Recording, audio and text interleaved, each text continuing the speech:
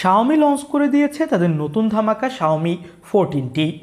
Best flagship chipset, one of the best camera quality, 144 হার্টজের refresh rate এবং 67 ওয়াটের fast চার্জারের সাথে এই ফোনটা আপনাকে একটু কম বাজেটে একদম ফ্ল্যাগশিপের মতোই পারফরমেন্স দিতে যাচ্ছে। তো যারা একটু কম দামের মধ্যে একদম ফ্ল্যাগশিপ লেভেলের একটা ফোন কিনতে চাচ্ছেন তাদের জন্য one of the best choice হতে পারে এই ফোনটা। তো বাংলাদেশের মার্কেটে কবে কি আসবে, আসলে এর দাম কত হবে এবং ওভারঅল পারফরমেন্স নিয়ে আজকের ভিডিওতে বিস্তারিত কথা বলবো। সো আর দেরি না করে শুরু করি মূল ভিডিও। শুরুটা করব ফোনটার লুক এবং ডিজাইন দিয়ে। এই ফোনটার 3টা কালার ভেরিয়েন্ট আপনি মার্কেটে অ্যাভেলেবেল দেখতে পাবেন এবং এই ফোনটাতে শাওমি 13টির মতোই সেম টু সেম ডিজাইন দেওয়া হয়েছে। লেফট কর্নারে স্কোয়ার শেপ ক্যামেরা বাম্প এবং ব্যাক সাইডে দেওয়া হয়েছে একটি বক্সি টাইপের ডিজাইন, তবে কর্নারগুলো আবার বেশ কার্ভ, যার ফলে ফোনটা হাতে নিয়ে ভালো একটা হ্যান্ডস অন ফিল পাওয়া যাচ্ছিল। এবং এই ফোনটাতে ব্যবহার করা হয়েছে লেফট সাইডে পাওয়ার বাটন এবং ভলিউম আপ ডাউন বাটন।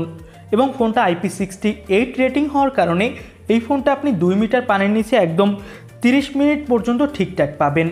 ফোনটার ডিসপ্লেটা হলো 6.67 ইঞ্চি মাপের, যেটা 1.5K রেজুলেশনের 144 হার্টজ রিফ্রেশ রেটের একটা ডিসপ্লে OLED প্যানেল। ডিসপ্লের স্ক্রিন টু বডি রেশিও 89.1%। তো বুঝতেই পারছেন ডিসপ্লের চিন বেজেলস একদমই কম, আর এটা HDR10+ সাপোর্টেড একটা ডিসপ্লে। এবং এই ফোনটাতে ডিসপ্লের ব্রাইটনেসও কিন্তু ভালোই দেওয়া হয়েছে।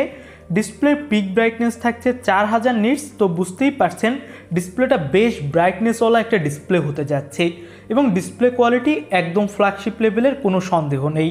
তো ডিসপ্লের দিক থেকে তো perfect. In display fingerprint sensor দেওয়া হয়েছে এই ফোনটাতে, যেটা কিন্তু যথেষ্ট ফাস্ট। এবং এবার আমরা কথা বলবো এই ফোনটার পারফরমেন্স সেক্টর নিয়ে। মিডিয়াটেকের ডায়মেনসিটি 8300 আল্ট্রা চিপসেটের সাথে এই ফোনটা এসেছে। LPDDR5X RAM এবং UFS 4.0 স্টোরেজ এই ফোনটার পারফরমেন্সকে আরও বেশি বুস্ট করবে। PUBG, free fire, call of duty, অ্যাসপল 9 এইসব ধরনের গেমগুলো এখানে আপনি খুবই ইজিলি একদম হাই সেটিংসে রান করাতে পারবেন। কোনো ধরনের ল্যাগ ইস্যু অথবা ফ্রেম ড্রপ ইস্যু এখানে আপনাকে ফেস করতে হবে না। আউট অফ দ্য বক্স ফোনটাতে আপনি অ্যান্ড্রয়েড 14 এবং HyperOS পাবেন। 4 বছর পর্যন্ত সব ধরনের আপডেট পেয়ে যাবেন এই ফোনটাতে। তো 4 থেকে 5 বছর নিরিবিলি আপনি এই ফোনটা ইউজ করতে পারবেন, কোনো ধরনের পারফরমেন্সের ঘাটতি আশা করা হচ্ছে পাবেন না।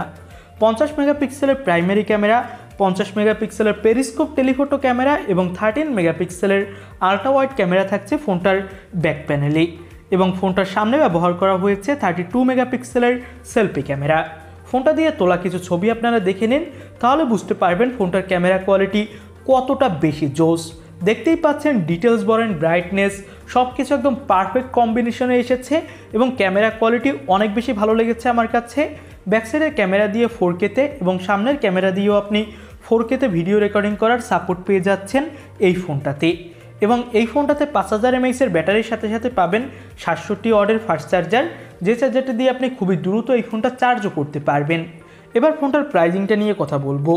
ফোনটার 12256GB ভেরিয়েন্টের দাম 60,560 রুপি রাখা হয়েছে, যেটা বাংলাদেশি টাকায় কনভার্ট করলে হয় 86,000 টাকার মতো। তবে বাংলাদেশের মার্কেটে এই ফোনটা প্রথম দিকে কিনতে গেলে আপনার 90 থেকে 92,000 টাকা লাগবে। আস্তে আস্তে ফোনটার দাম অবশ্যই কমবে। আর বাংলাদেশের মার্কেটে আগামী 15 থেকে 1 মাসের মধ্যে এই ফোনটা আনঅফিসিয়ালভাবে পাওয়া যাবে, তবে অফিসিয়ালভাবে সাধারণত এই ফোনগুলো আসে না। তো আপনাদের কাছে ফোনটা কেমন কি লাগলো সেটা কমেন্ট বক্সে জানাবেন। নতুন কোনো ভিডিওতে আপনাদের সাথে বিস্তারিত কথা হবে। আজকের মতো ভিডিও এখানেই শেষ করছি। আল্লাহ হাফেজ।